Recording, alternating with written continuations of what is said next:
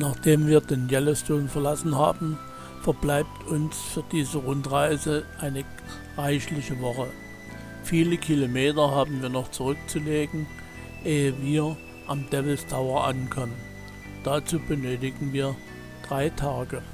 Nach der verheerenden Flut im Juni diesen Jahres ist der Nordostausgang und der Nordausgang über Gardiner ja immer noch gesperrt. So fahren wir über West Yellowstone, nordwärts über den Highway 191 bis Bozeman und fahren weiter nach Osten auf den Interstate 90. Nach 370 gefahrenen Kilometern reicht es uns für den Tag, so machen wir Halt in Columbus und nutzen einen freien Campingplatz. Am Folgetag geht es weiter am Yellowstone River über Billings bis zu Pompey's Pillar. Dies ist ein Felsen, der mitten in der Landschaft steht und von dem Yellowstone River umflossen wird. Wir steigen in dem Nationalmonument auf den Felsen und schauen über die Landschaft.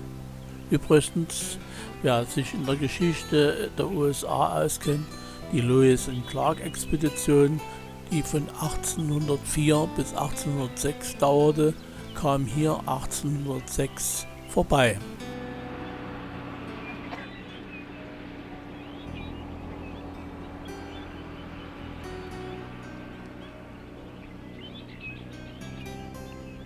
Im Tal der Yellowstone River.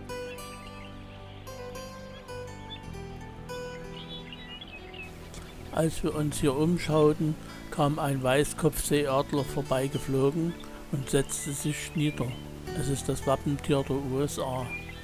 Nachdem wir am Morgen in Columbus auf etwa 1000 Höhenmetern gestartet sind, haben wir in Billings, was knapp unter 1000 Meter liegt, unsere Einkäufe getätigt und haben in Pompey's Pillar, dem Nationalmonument, eine ausreichend lange Mittagspause gemacht. Auf der Weiterfahrt geht es von 800 Meter wieder etwas leicht bergan und wenn wir 1200, 1400 Meter erreicht haben, haben wir hin und wieder auch Bäume und nicht nur Steppe. Da jetzt Ende September die Tage schon relativ kurz sind, wollen wir nicht bis in die Nacht hineinfahren. Da es keine Campingplätze und Campgrounds hier in der Nähe gibt, halten wir auf einer unbefestigten Straße links von dem Highway abgehend an und übernachten.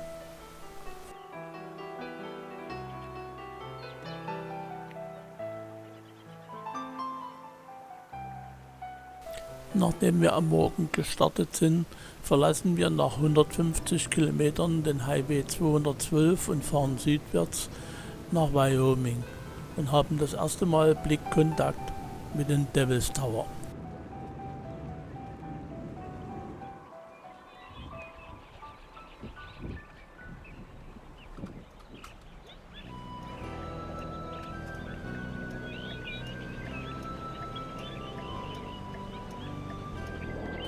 Am Fuß des Devil's Towers ist eine riesengroße Wiese mit Präriehunden. Wir beobachten diese und gehen anschließend zu einem Aussichtspunkt mit Blick auf den Berg. Anschließend fahren wir hoch auf den Parkplatz am Visitor Center, parken unser Wohnmobil ab und beginnen unsere Wanderung rund um den Devil's Tower. Am Anfang der Wanderung informieren wir uns über die Abmaße des Devil's Towers und dann starten wir zu dem 2,1 Kilometer langen leichten Rundweg.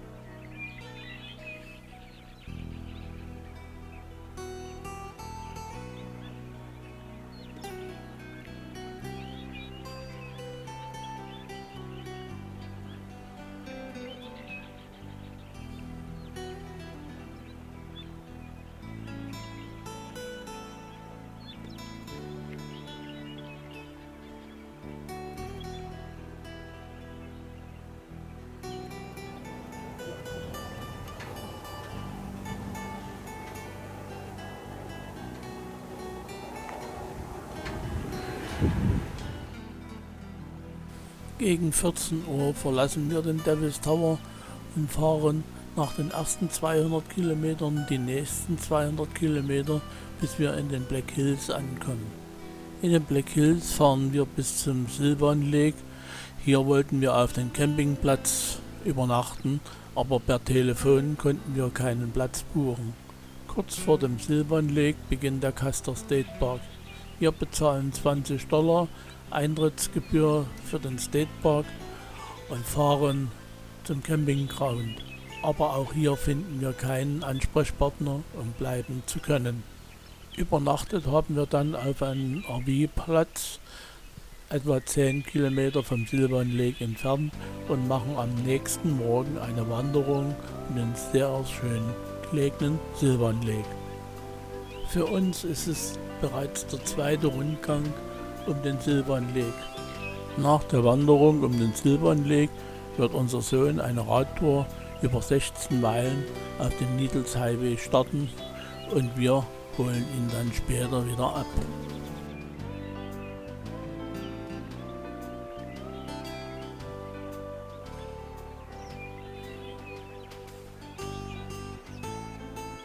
Eine Fahrt auf dem Needles Highway ist unbedingt zu empfehlen. Da wir diese bereits 2013 mit unserem Auto gemacht haben, fuhr unser Sohn diese Strecke nun mit dem Rad, da wir mit dem Wohnmobil hier nicht folgen konnten.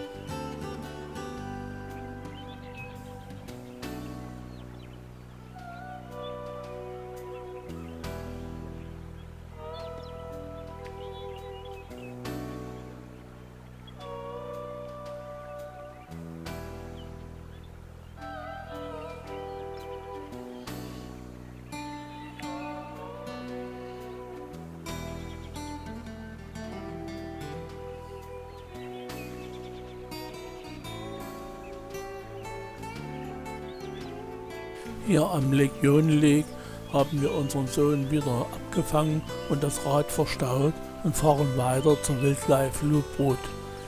Auf der Wildlife Loop Route beobachten wir die Vorbereitungen zum Buffalo Roundup Festivaltag, der morgen stattfindet. Nur gut, dass wir heute unterwegs sind, denn morgen sind es Hunderttausende, die hier ringsum anreisen werden. Heute kommen wir noch hautnah an die Cowboys ran und können sie bei ihren Vorbereitungen beobachten. Morgen wird es nicht so sein, und wie es aussieht, ist in dem kleinen Beitrag hier in dem Film zu sehen.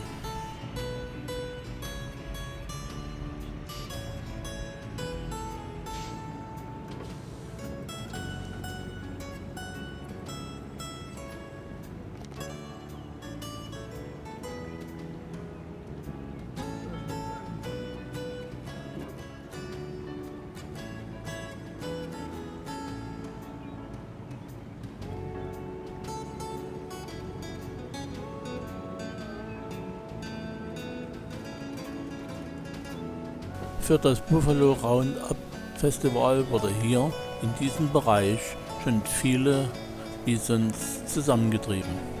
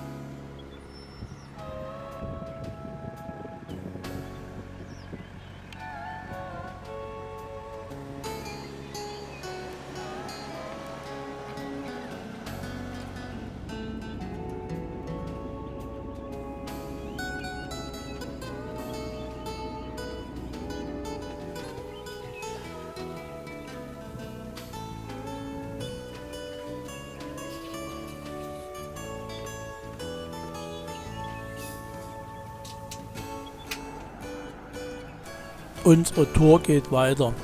Nach der Wildlife Looproute fahren wir zu Crazy Horse. Crazy Horse war ein Indianerhäuptling der Oglala-Indianer, für die hier ein Denkmal gebaut wird. Noch 100 Jahre soll es dauern, ehe das Denkmal fertig wird. Für den Besuch werden $30 erhoben. Wir bekommen freien Eintritt, weil wir extra aus Deutschland angereist sind. Mit dem Museumsbesuch beenden wir unsere Tour bei Crazy Horse und fahren weiter zum Mount Rushmore Denkmal. Die 4 Präsidentenköpfe wurden in den Jahren von 1927 bis 1941 in die Felsen gesprengt und gehauen. Von links nach rechts sind es die Präsidentenköpfe von George Washington, Thomas Jefferson, Theodore Roosevelt und Abraham Lincoln.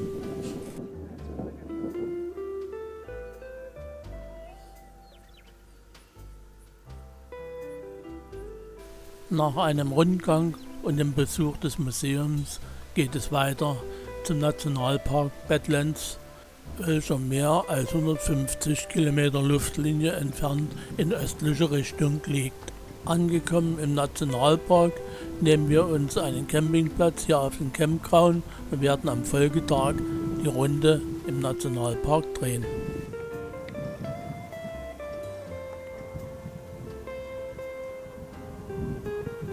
Die Struktur des Nationalparks ist entstanden durch das Übereinanderschieben von Erdschollen, die ehemals ein Meeresgrund waren. An den Enden der Erdschollen ist die Erde wegerodiert und hat dieses zerklüftete Gelände geschaffen.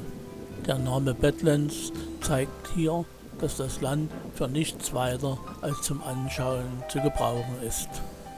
An verschiedenen Stellen hier im Park gibt es Aussichtspunkte und auch kleine Rundwege, die auf Holzplanken durch die Landschaft führen. Wir genießen diese kurzen Ausflüge bei einer Temperatur von etwa 25 Grad. Und das jetzt Anfang Oktober.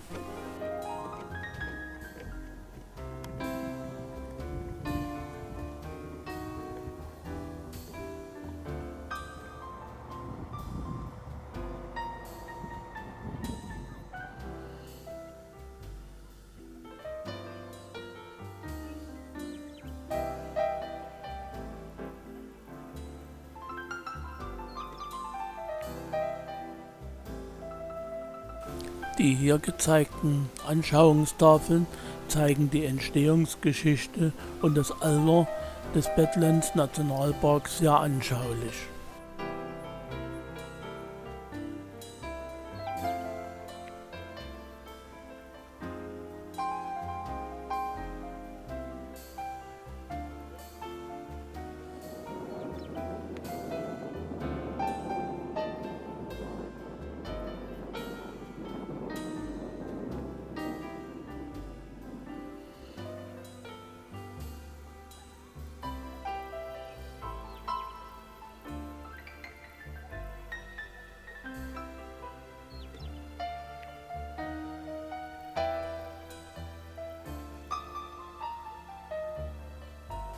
Wir sind am Ende unserer Besuchstour hier in Badlands Nationalpark angekommen.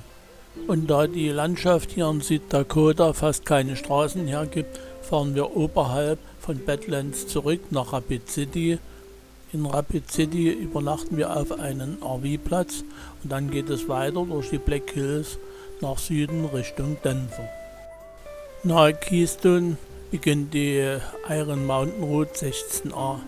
Für uns wieder mit dem Wohnmobil nicht befahrbar, aber unsere Radfahrer nahmen teilweise die Strecke in Augenschein und machten Fotos.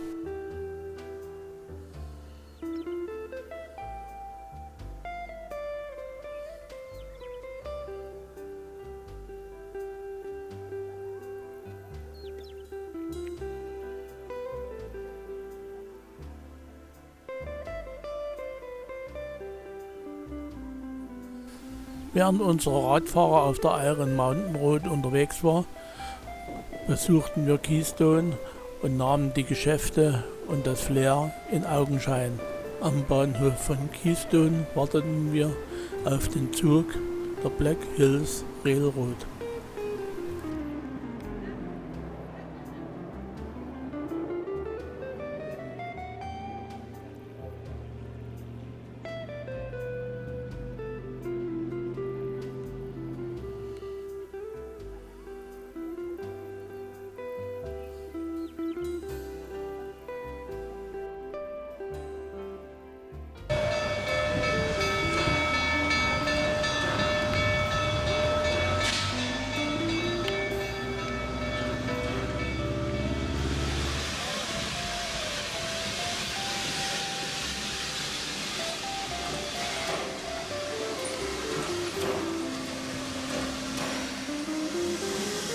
Nach der Ankunft des Zuges in Keystone nahm die Lok neues Wasser und wurde neu abgeschmiert, um dann wieder die Rückfahrt nach Hill City anzutreten. Unser Radfahrer und auch wir verfolgten die Eisenbahn im Tal bis nach Hill City. Sehr üppig gut gepflegt sah die Lok nicht aus, aber sie verrichtete ihre Dienste.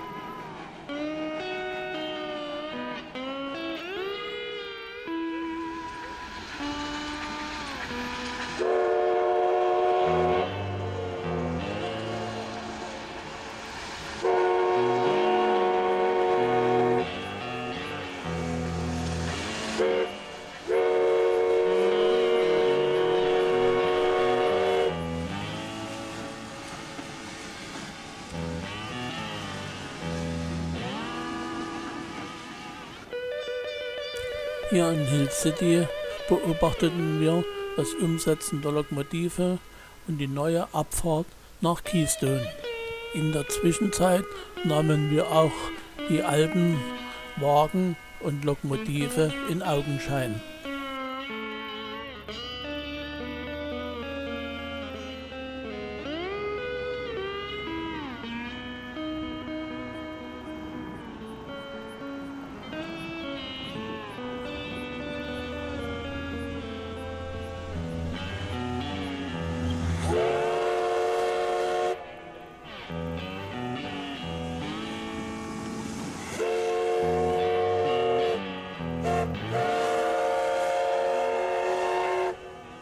Nachdem der Zug abgefahren ist, verlassen wir Hill City Richtung Süden und fahren weiter nach den Rocky Mountains nahe Denver.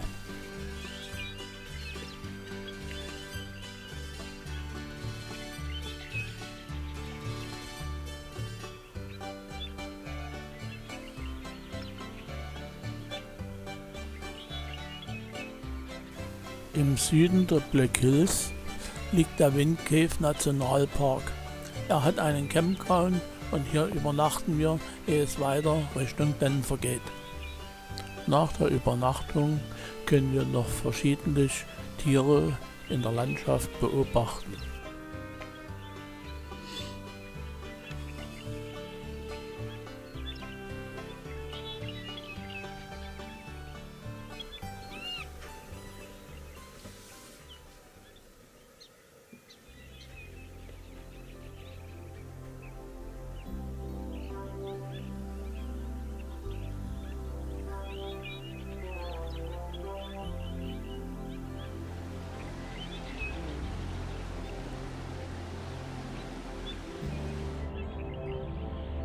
Hin und wieder wird die flache Landschaft durch leichte Hügelketten unterbrochen, auf denen auch Bäume wachsen, weil sie 1400, 1500 Meter hoch sind. Eine kleine Abwechslung bietet hier der Cascade Fall. Die Landschaft ist zum Genießen schön und auch das Wasser lädt zum Bade ein. Jetzt Anfang Oktober vielleicht nicht mehr so sehr, aber im Hochsommer bestimmt.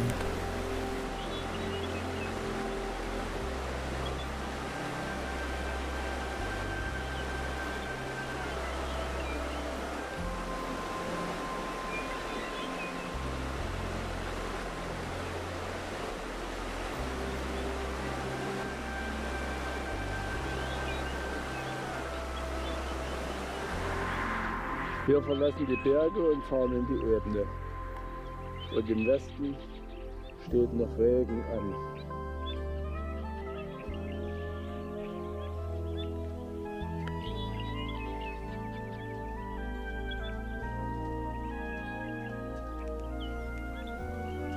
Lange, weite, gewellte Straßen liegen vor uns und man hat eine herrliche Rundumsicht hier auf den kleinen Hügel. Die Horizonte sind unendlich weit.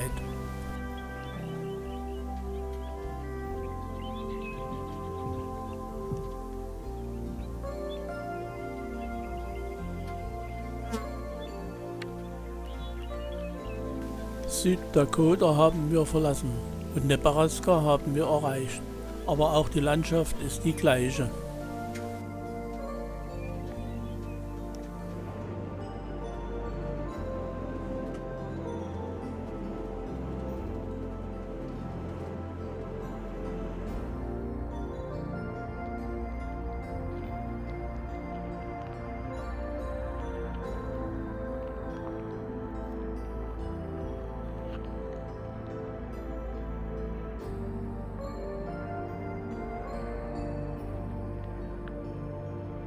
Wir fahren hier in Nebraska an den quadratisch angeordneten Straßenzügen weiter bis kurz vor Allianz und erreichen Carhenge. Hier hat sich jemand verewigt mit Autos, die er eingegraben hat. Er will damit Stonehenge Konkurrenz machen.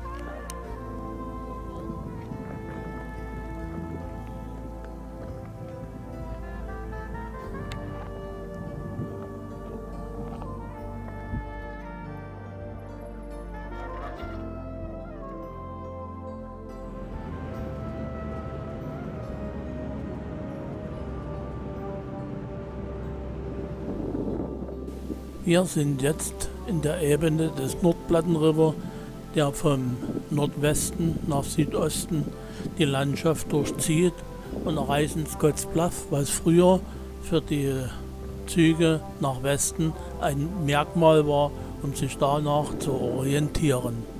Es ist bereits später Nachmittag, der Visitor Center am Chimney Rock hat schon geschlossen und es sieht aus, als ob bald ein Gewitter käme. Wir suchen uns einen Schlafplatz und den finden wir in der Ortschaft Bayard. Hier am Standplatz haben wir fließendes Wasser, wir haben Strom und können die Nacht in Ruhe genießen.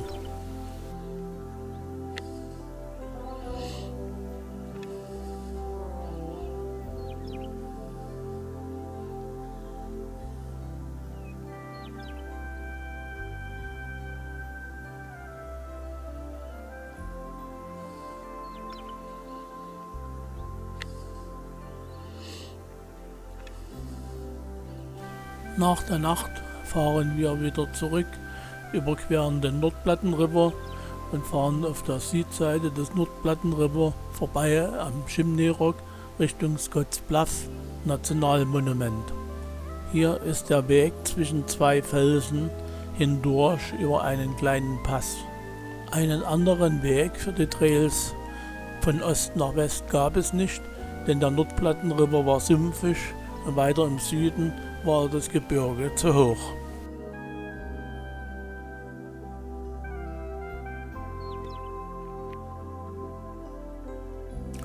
Von Scotts Bluff aus fahren wir westwärts. Dann kommen wir in die Berge der Laramie Mountains und fahren hoch bis auf 2200. Danach geht es in die Ebene von Laramie. Auf 2200 verbleiben wir und dann geht es weiter in die Rocky Mountains bis auf 2800 Meter.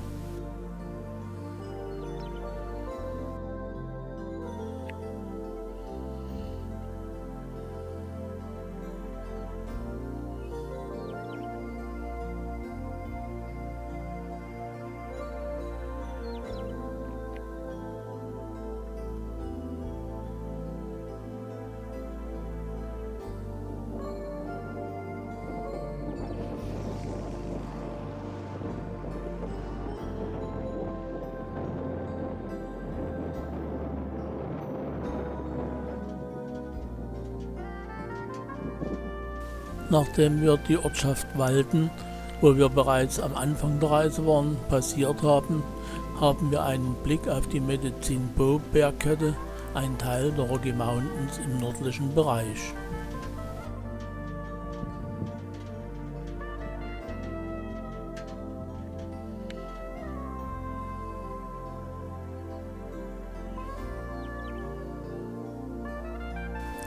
Nahe der Ortschaft Gold finden wir im ersten Campground einen Platz. Wir sind hier ganz allein und früh morgens wachen wir auf bei minus 6 Grad. Weit über eine Stunde muss ich die Heizung laufen lassen, damit wir uns einigermaßen wohlfühlen und frühstücken können.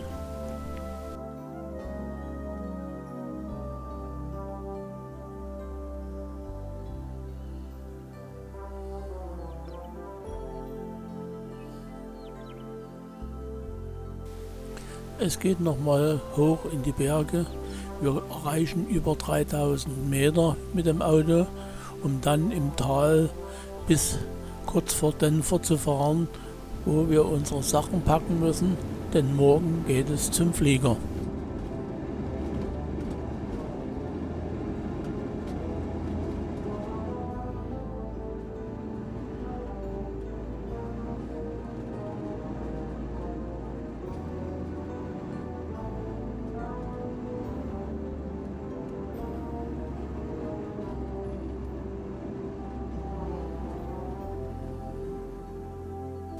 Wir haben alles erreicht. Die Sachen sind gepackt, unser RV ist abgegeben und nun stehen wir auf dem Flugplatz und warten, dass unser Flieger einfliegt, um uns nach Hause zu bringen.